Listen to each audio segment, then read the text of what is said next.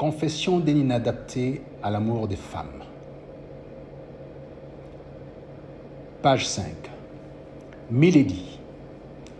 Je t'adresse cette lettre dans une nécessité de rédemption et d'hygiène personnelle. Quelque chose qui a un lien avec l'anarchie qui règne en mon sein, qui requiert de se délester de tout ce qui est lourd et insupportable pour un homme arrivé à un âge de la grande raison, quelque chose qui exige purification et contrition. Une image très furtive de toi, très flottante et incertaine a traversé mon esprit aux petites heures du matin.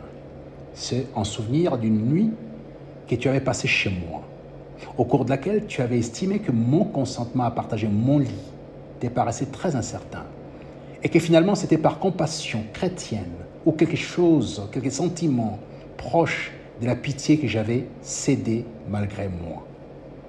En sorte que toute ma galanterie pour te convaincre du contraire ne servit à rien. Cette nuit-là, tu étais déchiré de part en part. Je t'ai entendu marmonner une somme de jurons contre toi.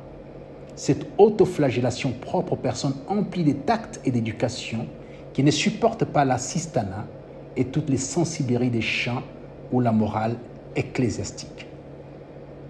Tu te disais à part toi, mais de manière assez audible pour une oreille exercée comme la mienne, que une belle femme comme moi, aristocrate de naissance, être amenée à commander un peu d'affection, un peu d'attention, n'est-ce pas une faillite personnelle?